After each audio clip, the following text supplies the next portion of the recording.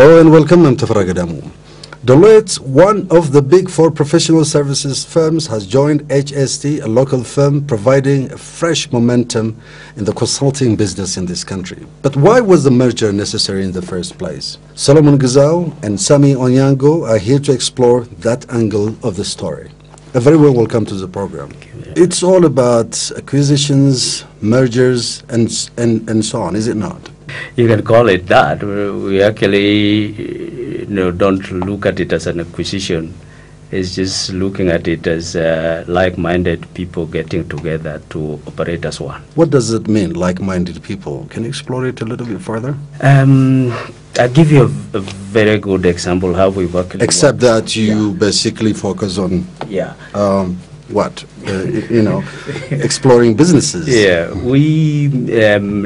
I come from Kenya, and Deloitte East Africa started operating in Kenya in 1907.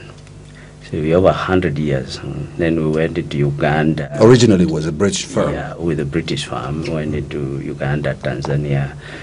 And basically was the original East African community, set up. But with the economic blocks in Africa, trying to get together, we're seeing East African community as expanding. So we also decided that we needed to expand our base, and Ethiopia was sort of a very good place to come to. So we came, they looked around to find which firms we can actually work with, and we found HST. But I'm sure there are other firms in town working in that particular area. Why did you choose to work, and you two, it's a two-way traffic, isn't it? I think the HST was established in 2003 itself by a merger of three independent firms. We have been running our individual practices since 2000. Haile Tamro and Company, Solomon Gizaw and Company, Tagasta Gabro and Company. We took the first initials of our name and established HST. We were micro practices, and we came together and established HST since July 2003. Were you big enough to be swallowed by Deloitte? Not as that. I think on our own, I think we are just doing good, and we have been growing at a rate of 30 to 40%. But in the years to come, when we just set up our strategy, it is better. I think we have been doing associating with Deloitte since the beginning. Since the beginning of our merger in July, and we signed a memorandum of understanding a year after our merger. That is nearly 10 years ago. It's about 10 years ago, and as soon as we signed a memorandum of understanding, even we had a celebration 7 years ago, memorandum of understanding. And we have been growing. The Ethiopia economy is growing very fast, and a lot of cross-border investments are coming in the country, and that they need support more than the local capability. I think just our major reason for the merger is I think we have to support, give them adequate support what they are getting at homes. They were big companies. I think they need support, and then I think we have to build the capability. We cannot run on our own. Yeah, because as Solomon has indicated, the demands of the marketplace is actually increasing, and if you try to have those expertise in-house, it becomes very complex and can be sometimes very expensive. So, and you've seen it even at global level. You're talking of the big four firms, that is Deloitte, PricewaterhouseCoopers, KPMG, and Ernst & Young. They have been merging all along, and all this is actually to create extra capacity. We came, looked at Ethiopia, looked at the quality of people that they had. That HST had, the quality of work they were doing in the marketplace, and then their reputation. And we said, what is their appetite to actually serve the client much better? And their appetite and our appetite to also expand. That's where the like-minded people. And you sent your experts and they were exploring the market, or what? How did we actually came here. We were helping the government with some of the privatization efforts that they were making. So we came here. I know we did some valuation of some coffee companies, We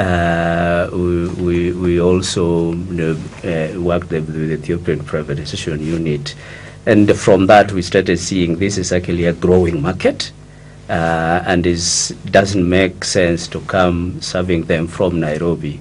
We should actually have a local presence. That's when we started looking at the market. You mentioned 4 companies, including Yes. yourself, Yeah. you know, Price, whatever. PwC. PwC, Ernst & Young, Yeah. and also KPMG. I mean, why did you choose to work with them? Because of the reputation. And first of all, I think we had an association with Deloitte. One of our partners was associated at, a loose link with Deloitte before.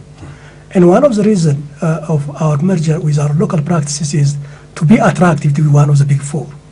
Unless you are big enough in this profession, I think nobody is going to trust you to do big job. A reputation, but they also have, in Yes. terms of a number of things that you have over the years. I have a list of 8, for example, Yeah. that you had with Adelphia Communications Corporation, Guangdong Kelo Electrical Holdings Company, Los Angeles United School District, and that kind of, in a way, has in part tarnished your reputation, hasn't it?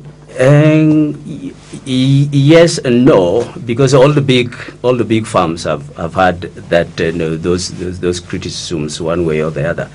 Is actually how you handle them and what the eventual investigation outcome was.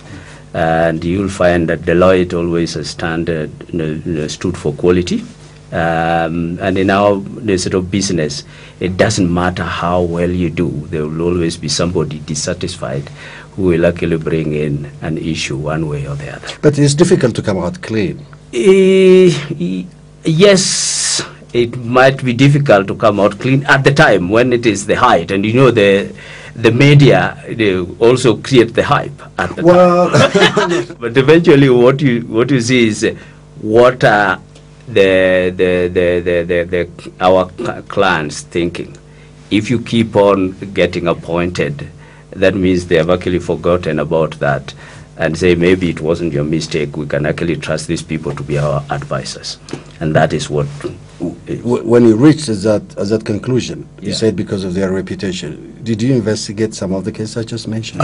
Yes, I think Some of them are pending, because, of course. as you said, nobody is clean, and because this is a lot of work. And then when we do our investigation, and then one way or another, you may end up. I think there is the company has its own risk management system, and something might pass, but it is manageable. And this company, this firm, I think, has been over 100 years, and they have been serving global clients all over the world, and highly reputed firm. And without these companies, you cannot, especially if you just see the London, US, Japan, all firms, you cannot just all listed companies have to use these firms in order to serve the financial market. And because of that, I think we selected Deloitte, and we have been working relationship with the East African firm over the last 10 years, and we decided to go with Deloitte, and others also they were also interested to work with us. We prefer Deloitte. You basically shifted the gear, right, when you decided to kind of merge? Yes, because the Ethiopian economy is growing very fast, and a lot of foreign direct investments are coming, and these companies are, in one way or another, have been doing business with Deloitte, with one of the big 4. And this, I think, whenever they come, they will just look for, not a local firm, to the firms they know. We know that. Even if you do a good job, and then in order to establish a relationship with the multinationals, it takes time. It's better to work with the names they know, rather than creating a new brand. That takes time.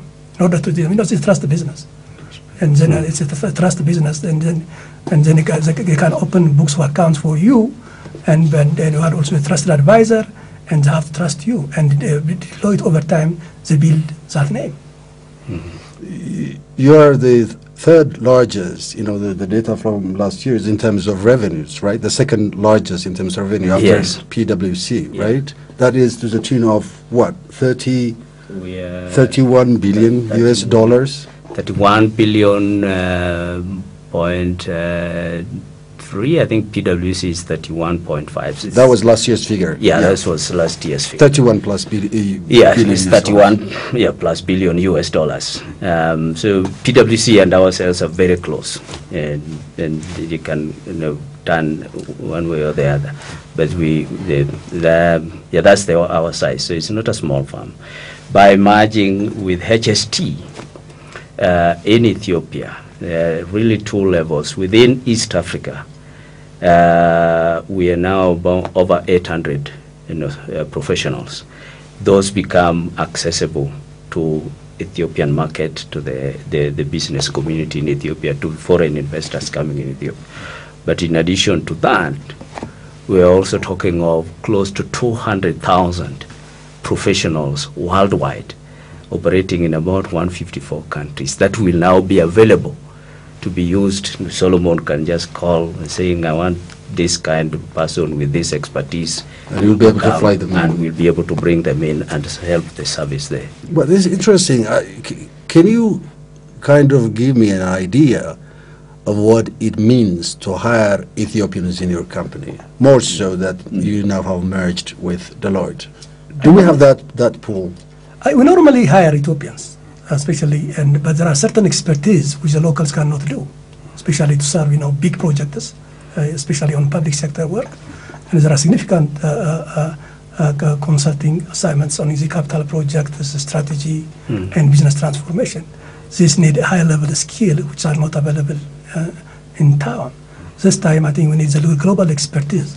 And in the long run, I think we also develop the local expertise, local capability, so that we'll be able to serve the Ethiopian business community very well. In the meantime, I think we have to fly foreign expertise until we build the capacity. I was just going to say that in the recruitment process, actually, Solomon and his team have actually been hiring graduates. And one of the benefits, again, of bringing them together into the Deloitte family is actually our training record. It's actually been very, very good. From the day you join, there's actually a training plan of what you actually need to go through to become an expert. So, and that includes flying in these experts to come and work with you locally so that they can actually transfer skills. And over time, we'll develop that expertise that we don't need to actually bring somebody. You're basically saying that you are capable of retaining the employees, workers, whatever that you hire. You've done what? Yeah. You've been associated with Deloitte for what, 35 years? 35 years. From the university straight. Is that an exception or the rule? It is. Let me say we've actually moved from what we call the X generation, the Y generation. Now they are the new generation of workers now are people who do not want to stay in one organization for one way or the other. So a company must come up with various incentives to actually make them feel that, yes, I can develop here better than anywhere else. So you find that if your annual intake, you probably retain in the end for them to get into partnership and higher level management, maybe about 10-20%. But you have to recruit annually and train them. Would you be able to do that in Ethiopia? I mean, you're going to face stiff competition from Ernst & Young, which has been here for a while, as you mentioned earlier. Who else is in town? I think we are ready to the competition will be there, and we have also strong capability in delivering services. Yes, Ernst & Young has been here for more than a decade, but I think we are just starting from a high base, established in the market, and the market known as very well as HST, but stepping up with a global brand. And the global brand, especially for our staff and the clients, it gives us access to a global knowledge base. All staff, by joining Deloitte, all our staff will have a global knowledge base accessible, and they do trainings, intensive trainings, that is Sammy has said. And I think the capability we develop and can withstand the competition in the market. But you foresee that, right? You see, yeah, of course, you foresee stuff. Are you ready for that? Of course, yes. Who are your clients? I think our major client in the years to come will be to the Ethiopian government. The Ethiopian government. Yeah. What about the private business? Private business, I think, are just our the major clients as well.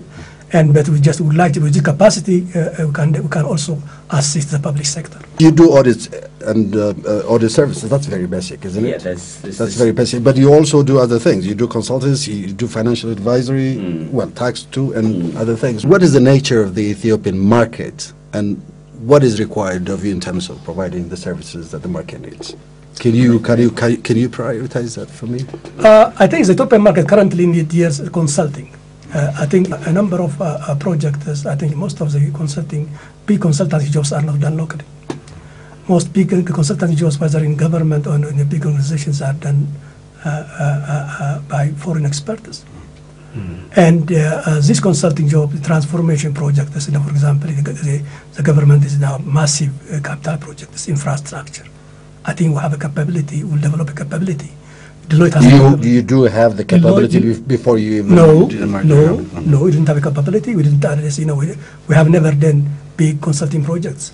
Now, that is, by merging with Deloitte, it gives us a muscle to give service in those, big capital projects. You must have identified some critical, some areas that need your critical intervention. Have you identified those? Can you be a little bit more specific? Yeah, the growth transformation plan, as you know, it is 6 strategic pillars. And those 6 strategic pillars, I think we have a role to play. There is a massive investment on the dam project, on the infrastructure, and there are on the sugar. I think we have a role to play on consultancy and financial advisory services in those areas. It's a company's secret, that's why you're trying to be a little bit... There are certain sort of matters that are really confidential that you cannot actually state. If we're pursuing something with the Ethiopian government, maybe the discussion is gone to a certain stage. You don't want to say what. But I think I just want to go back and looking at both the private sector and the public sector. You talked about competition amongst ourselves, but also you see that the Ethiopian private sector companies will also face up to competition as the foreign investors come into Ethiopia. As competition comes into Ethiopia, these companies will need to know, how do I keep afloat? How do I keep being competitive? And there's strategy and operation. Rethink their strategy and operation. There could be possibility where they merge or they get a strategic partner from the international community. Our advice there would be saying, is this strategic partner valuable to you? You sit down with them and you advise them, what do you need to consider? Are you valuing your organization properly? Are they giving you the right sort of return for what you're giving up? And that not only for the private sector, but it also for the Ethiopian government, because they would be privatizing some of the state-owned enterprises. Your company only covered Ethiopia since you were established, 10, 11 years ago? Yes, we normally covered Ethiopia, but we had also a practice license in South Sudan, but we have not yet commenced operation. Ethiopian private sector, I think, as Sammy said, I think we'll have stiff competition, especially if the country access WTO. I think it's a process of accession. At that time, this is just we have to bring best practices and global best practices so that they can withstand competition. And you have to prepare them for the competition as well. How many employees do you have in Ethiopia, who are based in Ethiopia? I think we have about 80 staff, both auditing and consulting staff. About 80 staff, but the number is growing. The number is growing. I think we have just impressive growth over the last 10 years. And last year we have grown about 50% in terms of revenue.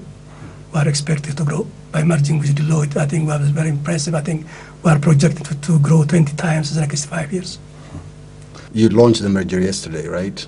Yes, we launched the merger yesterday. Part of the merger, in fact, there's one aspect that I would want to do. Solomon is saying we're growing. One of the groups we are actually appealing to are the Ethiopian diaspora.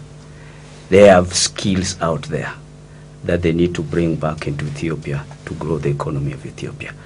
And in my trips, when I go to Europe or I go to America, I always have a forum where I invite, using the embassies, to invite the nationals of East Africa. And the last time I was in Washington, I actually specifically emphasized I want Ethiopian nationals, I want South Sudanese nationals, I want Rwandese nationals that are interested in bringing back the skills they have learned out there back into their countries. You mean skills in your line of business? In our lines of business.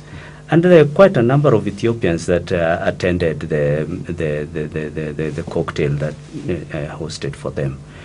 All of them indicated interest in coming back to Ethiopia. Have you reached out to Ethiopians in the diaspora? I think, even some of them, I think, were coming for holiday, and they see the sign of Deloitte in the building, and they come and ask us. Yeah. And some of them, I think, invited yesterday, and they are very much happy because they know the firm, they know the brand, and it's a very good firm, in Europe and America.